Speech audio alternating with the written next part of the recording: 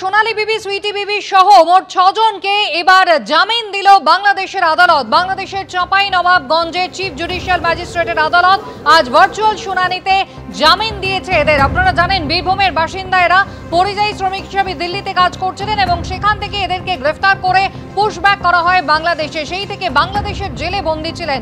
এর আগে কলকাতা হাইকোর্ট এবং কদিন আগে সুপ্রিম কোর্টও কিন্তু নির্দেশ দিয়েছে।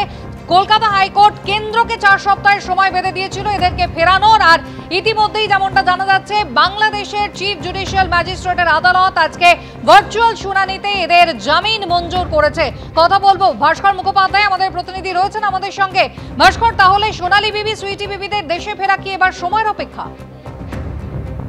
একদমই, দেখো সময়েরই অপেক্ষা। কারণ আমরা যদি দেখি যে আজকে তাদেরকে যে বাংলাদেশে যেখানে জেলে বন্দী ছিল সেই জেলে বন্দী অবস্থা দিয়ে তাদেরকে আজকে কোর্ট থেকে ভার্চুয়াল বাংলাদেশের কোর্টে চাঁপাইনবাবগঞ্জ চিফ জুডিশিয়াল ম্যাজিস্ট্রেট আদালতে সেখানে তাদের শুনানি হয় এবং শুনানিতে আজকে তারা প্রত্যেকেই জামিন পান, অর্থাৎ সোনালী খাতুন এবং তার সঙ্গে সুইটি বিবি সহ 6 জন যারা ছিলেন, তার মধ্যে বাচ্চা রয়েছেন, প্রত্যেককে জামিন দেওয়া হয়েছে।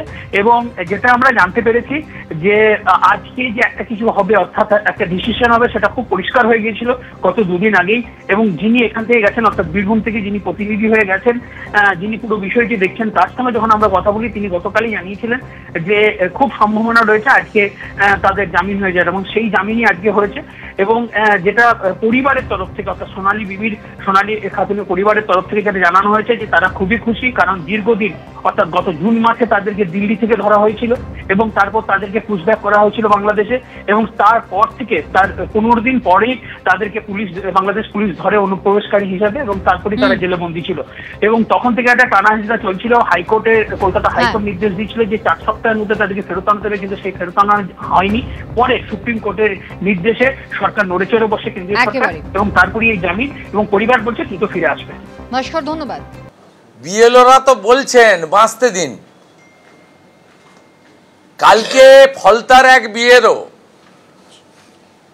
তাকে তুলে নিয়ে যাওয়া হয়েছিল, 4 ঘন্টা খুঁজে পাওয়া যায়নি। রাত্রে তাকে এনে ভিডিও করা হয়েছে যে আমি সুস্থ আছি, ভালো আছি, আমি ঠিকমতো বিএলওর কাজ করছি। তার বাড়ির লোকই সব জায়গায় অভিযোগ করেছিল যে বাড়ির লোককে খুঁজে পাওয়া যাচ্ছে না, তিনি বিএলও। কালকে ফলতাতে স্টেট অবজারভারের সামনে 17 জন বিএলওকে জয়েন্ট ভিডিও এবং ভিডিও সানু বক্সি, সাদা খাতার ভিডিও সাজিয়ে নিয়ে গিয়ে বলিয়েছে।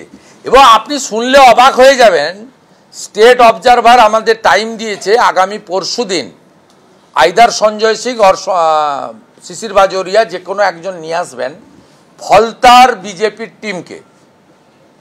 আমাদের বিজেপির কোনো প্রতিনিধি কালকে ছিল না। একজনকে বিজেপি সাজিয়েছে, একজনকে সিপিএম সাজিয়েছে, একজনকে কংগ্রেস সাজিয়েছে, দিয়ে অল পার্টি মিটিং করে দেখিয়ে দিয়েছে যে এভরিথিং ইজ গুড এবং স্যাটিসফ্যাক্টরি ম্যানারে সব কাজ চলছে। আপনি ভাবতে পারেন রাজনৈতিক দলের প্রতিনিধিত্বেও চুরি। এরা চুরি করতে বাকি রাখেনি, চোখ চুরি করেছে কদিন আগে বারাসাতে।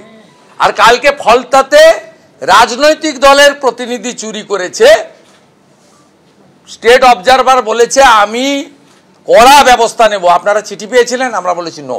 আমাকে ডিস্ট্রিক্ট প্রেসিডেন্ট, ফলতার যিনি ইনচার্জ মধুদি আছেন, তারা জানিয়েছেন বিজেপি কোনো চিঠি পায়নি, মেলে হাতে কোনো চিঠি পায়নি। সেকেন্ড হচ্ছে বিজেপির কোনো প্রতিনিধি কালকে ছিল না। কংগ্রেস সিপিএমের বিষয় আমি বলতে পারবো না, ওরা বলতে পারবে। বিজেপির কোনো প্রতিনিধি ছিল না। তার মানে বুঝতে পারছেন কি ধরনের চুরি হচ্ছে। এবং 26, 27, 28 যে 1,25,30 লক্ষ এন্ট্রি হয়েছে, এর মধ্যে মিনিমাম 30-40 লক্ষ যাদের হিয়ারিংয়ে ডাকা উচিত ছিল বা নাম থাকা উচিত ছিল না, অর্থাৎ আনম্যাচড ডেথ এবং শিফট লোকের ওটিপি নিয়ে বিএলওদেরকে দিয়ে জোর করে এন্ট্রি করিয়ে দিয়েছে এরা। আইপ্যাকের লোক এবং সানু বক্সির মতো কিছু ভিডিও। এবিপি আনন্দ, এগিয়ে থাকে, এগিয়ে রাখে।